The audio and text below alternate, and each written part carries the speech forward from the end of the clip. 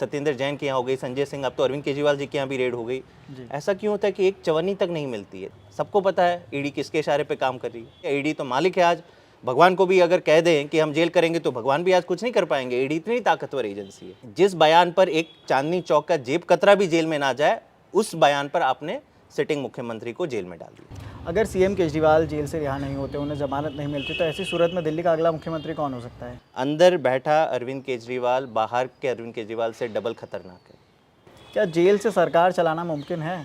एक चुना हुआ मुख्यमंत्री, पॉपुलर सीएम, जिसके पास 62 एमएलएज हैं 70 में से, वो अंदर बैठकर भी कैसे सरकार बखूबी से चला सकता है, वो आज उदाहरण वो दिखाएंगे। दिल्ली एक पूर्ण राज्य नहीं है, तो ऐसे में अगर वहाँ पर सरकार चलाने का संकट आता है तो राष्ट्रपति शासन भी लगाया जा सकता है। पूरा षड्यंत्र रचा गया है कि अरविंद केजरीवाल जी को कुछ दिनों के लिए या हफ्तों के लिए आप जेल में डाल दो, एक ऐसा माहौल पैदा कर लो कि अब तो दिल्ली की सरकार चल ही नहीं पा रही है, और इसके जरिए हम प्रेसिडेंट रूल लगा दे। प्रेसिडेंट रूल का मतलब क्या है? एलजी सरकार चलाएंगे। एलजी मतलब भाजपा सरकार चलाएगी। आपने भी एलजी का जिक्र किया, उन्होंने भी एक हाल ही में बयान दिया है कि चाहे कुछ हो जाए हम जेल से सरकार नहीं चलने देंगे। उस बयान पर क्या कहेंगे? एलजी साहब भूल जाते हैं बार बार कि वो चुने हुए मुख्यमंत्री नहीं है। चुने हुए मुख्यमंत्री अरविंद केजरीवाल। सीएम केजरीवाल पर एक आरोप है कि अरविंद केजरीवाल ने शराब घोटाले के एक आरोपी से फ़ोन पर बात की और कहा कि विजय नायर मेरा आदमी है, ट्रस्ट करो। इस कहानी की शुरुआत होती है 21 मार्च की रात से, जब दिल्ली के मुख्यमंत्री अरविंद केजरीवाल को ईडी ने गिरफ्तार किया। दिल्ली की जनता के साथ साथ देश भर के तमाम लोगों के मन में सवाल खड़े हुए कि आखिर कोई सिटिंग चीफ मिनिस्टर को कैसे अरेस्ट कर सकता है, ये मामला क्या है, और अगर सीएम केजरीवाल को ज़मानत नहीं मिलती और वो जेल से रिहा नहीं होते, तो ऐसी सूरत में सरकार कौन चलाएगा और मुख्यमंत्री कौन होगा? खैर, आम आदमी पार्टी पहले ही साफ कर चुकी है कि सरकार जेल से ही चलेगी, मगर फिर भी सवाल तो लाजमी है, जिसका जवाब आज हम आम आदमी पार्टी के नेता जसमीन शाह से जानेंगे। सर, सबसे पहले तो स्वागत आपका दैनिक जागरण पर। बहुत बहुत धन्यवाद। मैं सबसे पहला सवाल तो यही करूंगा कि राउज एवेन्यू कोर्ट ने आज सीएम केजरीवाल की रिमांड 1 अप्रैल तक बढ़ा दी है। अब आम आदमी पार्टी का अगला कदम क्या होगा? देखिए, आज आम आदमी पार्टी के जो नेशनल कन्वीनर अरविंद केजरीवाल जी ने कोर्ट में जो कुछ तथ्य रखे जी, वो मेरे ख्याल से देश को हिला देने वाले हैं। कोर्ट में क्या होगा, उसके रणनीति, लीगल रणनीति क्या रहेगी, उस पर भी हम बात करेंगे जी। लेकिन मैं शुरुआत यहाँ से आपको करेक्ट करना चाहूँगा। आपने कहा कि कहानी शुरू होती है 21 मार्च को।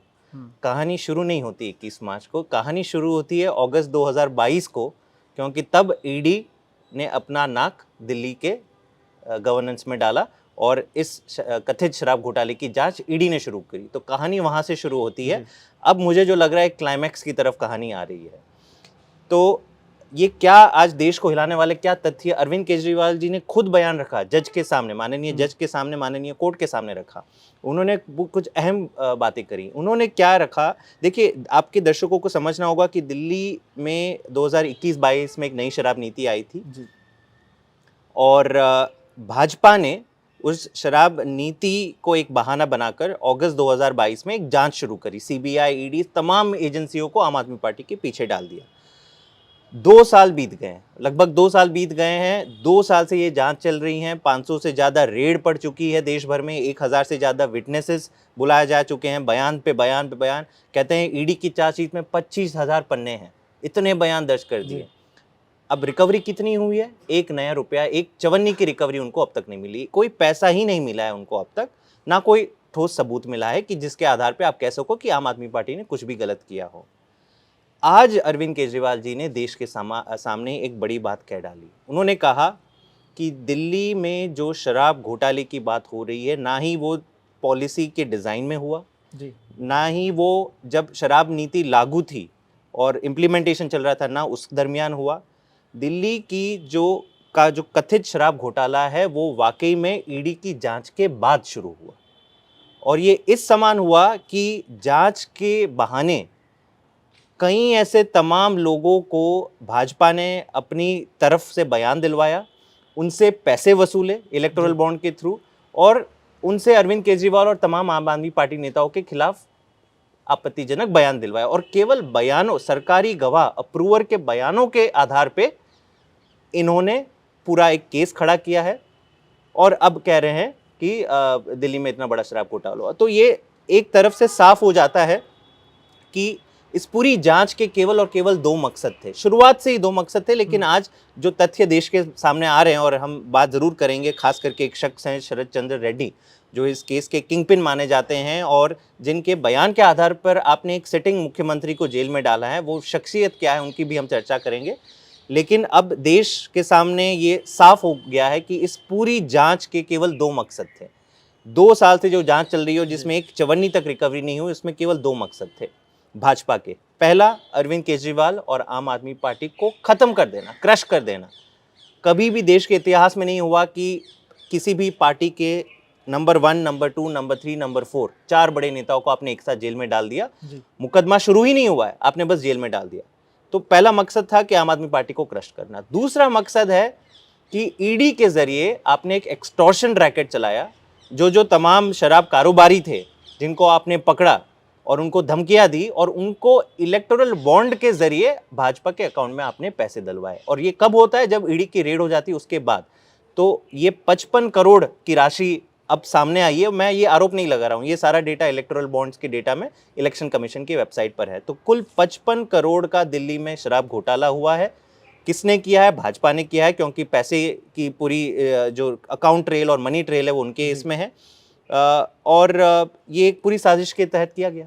आपने खुलासा भी किया था कि इस पूरे घोटाले के पीछे बीजेपी का हाथ है, और आपने एक नाम का जिक्र किया, उनका हाथ है। क्या है ये पूरा घोटाला? से देखिए, पूरा देश और पूरी दिल्ली 2 साल से जानना चाह रही थी कि एक ऐसा केस जो आपने बनाया है, जिसपे 2 साल से इन्वेस्टिगेशन चल रही है, जैसे मैंने कहा 500 से ज़्यादा रेड हो चुकी है। मनीष सिसोदिया के यहाँ रेड हो गई, सत्येंद्र जैन के यहाँ हो गई, संजय सिंह, अब तो अरविंद केजरीवाल जी के यहाँ भी रेड हो गई। ऐसा क्यों होता है कि एक चवन्नी तक नहीं मिलती है? देखिए, मनी लॉन्ड्रिंग का ईडी तब आती है जब मनी लॉन्ड्रिंग का केस होता है, पीएमएलए जो बोलते हैं, prevention of money laundering act. और इसका मतलब है कि पैसों की हेराफेरी हुई, पैसों का लेन देन हुआ है। अब ऐसा केस जिसमें 2 साल से एक चवन्नी तक नहीं मिली, तो सवाल तो पैदा करता है कि हुआ क्या है और ये केस बनाया ही क्यों गया अगर कोई पैसा ही नहीं मिला। और अब तक ये सवाल ईडी भी पूछ रही थी कि नहीं, हमें मनी ट्रेल नहीं मिला है, लेकिन हम ढूंढ रहे हैं, हमें जल्द ही मिल जाएगा। ये कहते कहते 2 साल बीत जाते हैं। अब 21 मार्च को जब इलेक्शन कमीशन, मेरे ख्याल से 23 मार्च को इलेक्शन कमीशन जब वेबसाइट पे अपना डेटा जाहिर करता है कि इलेक्टोरल बॉन्ड के पैसे किसने दिए और किसको दिए, उससे ये पूरा रहस्य सुलझ जाता है कि दिल्ली में शराब घोटाला के नाम पे क्या हुआ था। हुआ ये था कि एक शराब कारोबारी है, उसकी कई कंपनियां, उसका नाम है शरद चंद्र रेड्डी, और इस नीति के तहत उसको भी कुछ रिटेल जोन्स मिले थे, लाइसेंस मिला था शराब के ठेके चलाने का। अब जब ये हुआ था, जुलाई अगस्त तक ये नीति चली थी, 2022 तक। अब जब ईडी ने इसकी जांच शुरू करी अगस्त 2022 में, तो ये सबके पीछे गए, तो शरद चंद्र रेड्डी के पीछे भी गए। 10 नवंबर 2022 को इन्होंने शरद रेड्डी के यहाँ रेड डाली, उससे पूछताछ करी और पूछा कि तुम अरविंद केजरीवाल से मिले हो, नहीं मिले हो, बताओ। तो वो कहता है कि मैं ना ही उनको व्यक्तिगत तौर पे जानता हूँ, मैं कभी उनसे मिला भी नहीं हूँ। अब ईडी क्या करता है, उसे गिरफ्तार कर ली, तो अरेस्ट कर दिया उसे। अब अरेस्ट होने के 5 दिन बाद, मतलब 10 नवंबर को अरेस्ट होता है, 5 दिन बाद 15 नवंबर उसकी एक कंपनी है औरोबिंदो फार्मा, वो इलेक्टोरल बॉन्ड खरीदता है 5 करोड़ रुपए के और भाजपा को दे देता है। ये सारे तथ्य मैं कह रहा हूं, ये सारे पब्लिक डोमेन में। मतलब ईडी ने जिस मनी लॉन्ड्रर को अरेस्ट किया, आप खुद कह रहे हो, ईडी की चार्जशीट अगर आप पढ़ेंगे तो उसमें लिखा है कि Sharad Chandra Reddy is the kingpin of this entire scam. यही बंदा है जिसने एक साउथ लॉबी कुछ बनाई, साउथ ग्रुप, पता नहीं, ये लोग कुछ बीजेपी हर दिन कहता रहता है कि एक साउथ लॉबी बनाई, और उसका किंग पिन है शरद रेड्डी।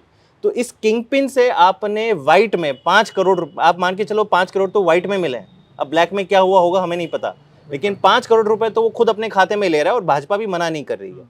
अच्छा, अब और सुनिए, जनवरी 2023, 2 महीने बीत गए, शरद चंद्र रेड्डी अभी भी जेल में है। अच्छा, वो जाता है खुद कोर्ट के सामने और कहता है कि मुझ पर दबाव डाला जा रहा है, ईडी मुझसे अपने हिसाब से गलत स्टेटमेंट, फेक स्टेटमेंट पे साइन करवाना चाहता है और इसलिए मुझे बेल चाहिए, लेकिन कोर्ट ने बेल नहीं दी। और 4 महीने बीत जाते हैं, अब 6 महीने से एक व्यक्ति जेल में सड़ रहा है। अब वो थक जाता है, उसकी हिम्मत टूट जाती है। तो अप्रैल में जाके, अब तक शरद रेड्डी के 4-5 बयान दर्ज किए जा चुके हैं, जिसमें हर बयान में वो कहता है कि मैं अरविंद केजरीवाल से नहीं मिला। अप्रैल में वो कहता है कि मुझे याद आ गया कि मैं अरविंद केजरीवाल से 1 साल पहले मिला था और मैंने ये सारे शराब नीति के बारे में बात करी थी। तो ये सारी चीज़ें एक संदेह पैदा करती है। और इसके बाद भी 1-2 चीज़ें मैं बता दूं आपके दर्शकों को कि मई में इस बंदे को बेल भी मिल जाती है। अब तक ईडी इसकी बेल का विरोध कर रहा था और अब वो बेल एप्लीकेशन जब हाईकोर्ट में पहुंचती तो कहता है कि मुझे पीठ में दर्द हो रहा है, पीठ में दर्द हो रहा है। जिस चीज़ के लिए आपको अपनी नौकरी से एक दिन की छुट्टी ना मिले, ईडी कहती कि हाँ इसकी तो पीठ में दर्द हो रहा है, इसको तो बेल मिल जानी चाहिए।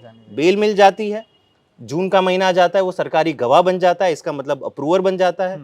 और नवंबर 2023 में और मतलब ये सारी चीज क्योंकि बीजेपी ने तो उसे बेल दे दी, खुश कर दिया जी। तो वो और 50 करोड़ रुपए एक ही दिन वो अपनी 3 कंपनियों के जरिए बीजेपी को और 50 करोड़ रुपए इलेक्टोरल बॉन्ड के जरिए पहुंचा देता है। मतलब ईडी के अरेस्ट और रेड होने के बाद शरद चंद्र रेड्डी जो किंगपिन माना जाता था वो सरकारी गवाह भी बन जाता है और भाजपा का एक बड़ा डोनर 55 करोड़ भी दे देता है।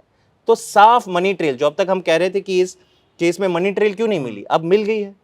और इसलिए हम बार बार कह रहे हैं, जब से हमने ये खुलासा देश के सामने किया है, हम क्या कहें, ये तो इस इलेक्शन कमीशन के डेटा ने किया है, हम बार बार कह रहे हैं कि अब जो ईडी कह रही थी कि आपने जो अपना काम नहीं किया वो काम इलेक्शन कमीशन ने कर दिया है, तो जाइए आप गिरफ्तार कीजिए, भाजपा के नेताओं को गिरफ्तार कीजिए। लेकिन सबको पता है ईडी किसके इशारे पे काम कर रही है। यानी कि आपको क्या लगता है ईडी इस घोटाले के खुलासे के बाद एक्शन नहीं लेके, ईडी पर भरोसा नहीं आपको? नहीं, ईडी पे भरोसा तो अगर होता तो अब तक तो ईडी कर ही लेती काम। आप समझिए ना, ये सारा डेटा 23 मार्च को आया है, 5 दिन हो गए उसको। तो अगर आपके सामने ब्लैक एंड व्हाइट, आप जिस घोटाले के नाम पे आप 2 साल से जांच कर रहे हो, आपको चवन्नी नहीं मिली और सडनली आपको 55 करोड़ रुपए मिल जाते हैं और आप चुप हैं, तो इसका क्या मतलब है? मेरे ख्याल से ईडी आज देश के सामने एक मजाक बन के रह गया है। भाजपा ने उसको अपना एक पॉलिटिकल विंग, अपना डिपार्टमेंट बना दिया है कि जिन जिन विपक्षी नेताओं को आप हरा नहीं सकते चुनाव में, जिनके काम की आप बराबरी नहीं कर सकते। हम क्या कहते हैं कि हम स्कूल बना रहे हैं, हम अस्पताल बना रहे हैं, क्लिनिक बना रहे हैं, आप बनाइए और बढ़िया बनाइए, हम भी खुश होंगे, हम भी तालियां मारेंगे।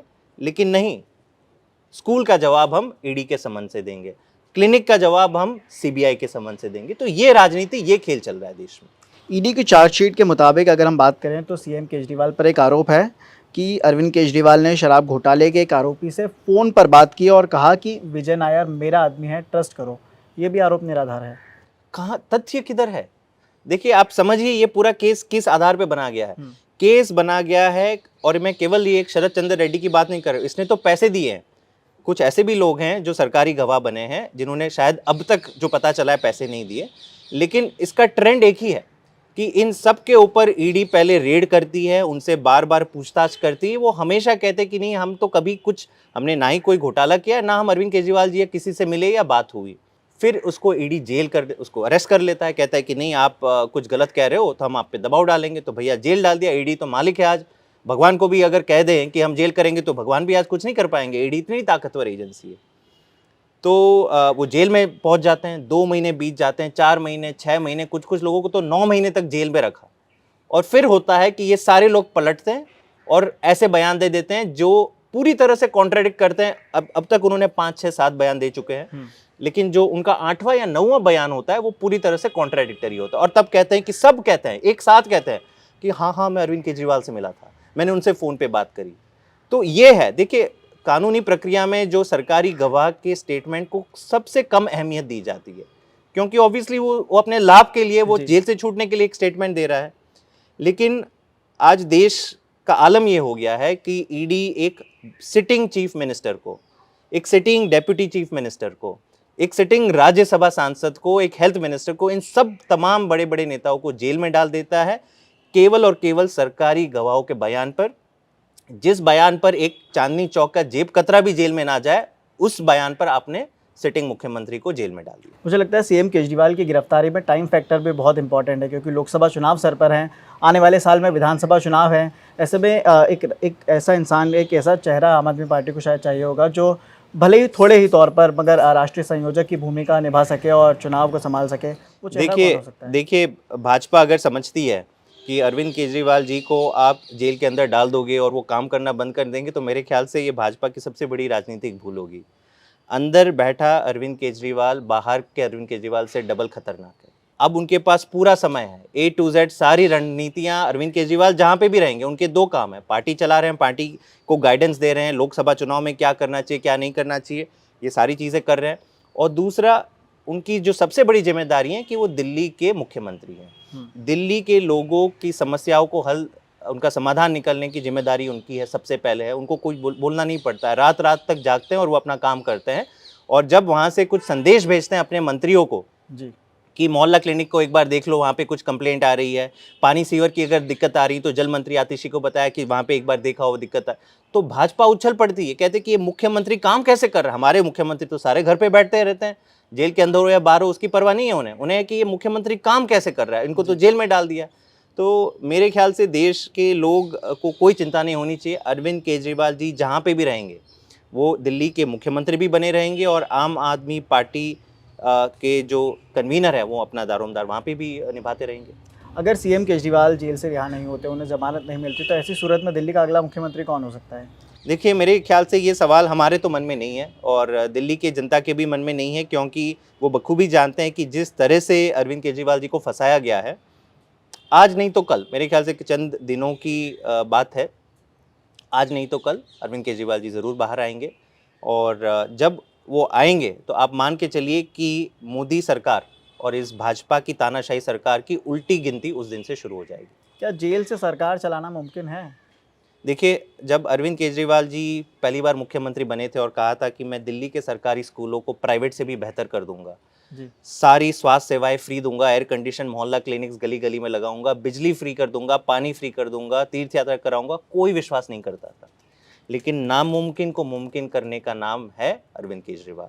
तो अब तक अगर किसी भी प्राइम मिनिस्टर ने एक सिटिंग चीफ मिनिस्टर को अंदर डालने की हरकत नहीं करी है, और अगर अब कर डालिए तो अरविंद केजरीवाल जी भी दिखा देंगे कि कैसे एक चुना हुआ मुख्यमंत्री, पॉपुलर सीएम जिसके पास 62 एमएलएज हैं 70 में से, वो अंदर बैठकर भी कैसे सरकार बखूबी से चला सकता है, वो आज उदाहरण वो दिखाएंगे। अच्छा, सीएम केजरीवाल की गिरफ्तारी के बाद मीडिया के गलियारों में खबर छपी कि मुख्यमंत्री की रेस में पहला नाम खुद केजरीवाल की पत्नी सुनीता केजरीवाल का हो सकता है और दूसरा नाम अभी जो मंत्री हैं आतिशी उनका हो सकता है, क्योंकि भारतीय राजस्व सेवा की अधिकारी रह चुकी है सुनीता अग्रवाल जी और अरविंद केजरीवाल के साथ अनौपचारिक रूप से सरकार चलाने का अनुभव भी है और 10 साल से वो एक राजनीतिक घराने से, परिवार से हैं, तो उन्हें एक्सपीरियंस ज़्यादा है। और दूसरा नाम जो सबसे ज़्यादा विभाग हैं जिनके पास, आतिशी 14 विभाग है उनके पास, उनका नाम है। इस दावे में कितनी सच्चाई है? देखिए, ये दावा पहले मैं आपको बता दूं, ये राजनीतिक गलियारों में तो मुझे कहीं नहीं सुनाई दे रही है, ये दावा चल रही है बीजेपी की ट्रोल आर्मी के जरिए। देखिए, भाजपा जब से सुनीता केजरीवाल जी ने क्योंकि उनको मिलने का समय कोर्ट ने दिया है अरविंद केजरीवाल जी को, तो शाम को वो जाती है, उनसे मिलती है और जो चीज़ अगर कुछ अरविंद केजरीवाल जी का संदेश है जनता तक पहुँचाती है। अब भाजपा को ये विश्वास नहीं होता है कि एक पढ़ी लिखी महिला कैसे देश को संबोधन कर सकती है। उनकी मानसिकता ही नहीं है कि एक महिला को आप कोई सम्मान दे सको। और काफ़ी इमोशनल जब भी होती है, शी इज़ वेरी इमोशनल, क्योंकि वाकई में जो हो रहा है बिल्कुल नाइंसाफ़ी हो रही है उनके परिवार के साथ। एंड में देश की जनता और दिल्ली की जनता के लिए एक ही एकमात्र मैसेज है और वो अरविंद केजरीवाल जी ने दिया है कि मेरा शरीर जहाँ पे भी हो, आप ये मान के चलिए कि मेरी आत्मा आप सबके सामने है, आप सबके साथ है और मैं जहाँ पे भी रहूँगा अपना कर्तव्य निभाते रहूँगा। और मेरे ख्याल से इससे ज़्यादा और कोई स्पेकुलेशन करने की ज़रूरत नहीं है। अरविंद केजरीवाल जो अंदर बैठे हुए हैं वो बाहर के अरविंद केजरीवाल से 2 गुना खतरनाक हैं। वो अपना काम और मजबूती से करें। एक संवैधानिक विशेषज्ञों की जब हम बात करें तो उनसे हमने बात की, तो उन्होंने बताया कि दिल्ली एक पूर्ण राज्य नहीं है, तो ऐसे में अगर वहाँ पर सरकार चलाने का संकट आता है तो राष्ट्रपति शासन भी लगाया जा सकता है। तो ऐसी सूरत में आम आदमी पार्टी क्या करेगी? देखिए, इसमें दिल्ली का नेशनल कैपिटल होना मायने नहीं रखता है। दिल्ली के बारे में जो संवैधानिक उसकी रचना है, कॉन्स्टिट्यूशनल स्ट्रक्चर है, वो कोई स्टेट से अलग नहीं है, विपरीत नहीं है ना। तो अब आर्टिकल 356 के तहत तो कभी भी केंद्र राज्य को बोल सकता है कि मैं प्रेसिडेंट्स रूल लगा दूंगा। ये एक जजमेंट की बात होती है, क्या आप सरकार चला सकते हो, नहीं चला सकते हो। तो अब हमें मौका मिला है, जो भी है इस विपरीत परिस्थिति में हम सरकार चलाएंगे, दिखाएंगे, देश देखेगा। मेरे ख्याल से अगर भाजपा का वाकई में हमेशा मकसद था कि हम, क्योंकि देखो ये लोग बेचारे 2 दशक हो गए हैं दिल्ली में चुनाव लड़ सबके उन्होंने पैसे बर्बाद कर दिए, अपने ज़मीन जायदाद बर्बाद कर दी, लेकिन कभी भी चुनाव नहीं जीत पाए भाजपा के लोग। तो अब ना एक डेस्परेशन आ गया, फ्रस्ट्रेशन आ गया। मेरे ख्याल से वहीं से भी एक ये पूरा षड्यंत्र रचा गया है कि अरविंद केजरीवाल जी को कुछ दिनों के लिए या हफ्तों के लिए आप जेल में डाल दो, एक ऐसा माहौल पैदा कर लो कि अब तो दिल्ली की सरकार चल ही नहीं पा रही है और इसके ज़रिए हम प्रेसिडेंट रूल लगा दे। प्रेसिडेंट रूल का मतलब क्या है? एलजी सरकार चलाएंगे, एलजी मतलब भाजपा सरकार चलाएगी। तो जो आदमी फ्रस्ट्रेट हो चुका है, जो डेमोक्रेसी और चुनाव के तहत राज नहीं कर पाता है, वो कोशिश कर रहे हैं कि अगर हम बैकडोर से एंट्री करना चाहें। मेरे ख्याल से जनता इन चीज़ों का जवाब देगी। आपने भी एलजी का जिक्र किया, उन्होंने भी एक हाल ही में बयान दिया है कि चाहे कुछ हो जाए हम जेल से सरकार नहीं चलने देंगे। उस बयान पर क्या कहेंगे? एलजी साहब भूल जाते हैं बार बार कि वो चुने हुए मुख्यमंत्री नहीं है। चुने हुए मुख्यमंत्री अरविंद केजरीवाल। जी सर, झारखंड से बात करने के लिए बहुत बहुत धन्यवाद। हमारे साथ मौजूद थे आम आदमी पार्टी के नेता जसमिन शाह, जिन्होंने हमसे बात किया आम आदमी पार्टी के आगे के प्लान के ऊपर और सीएम केजरीवाल की गिरफ्तारी के ऊपर। मैं हूं अमन जैन और इसी तरह की तमाम खबरों के लिए आप देखते रहिए दैनिक जागरण। नमस्कार। Thank you.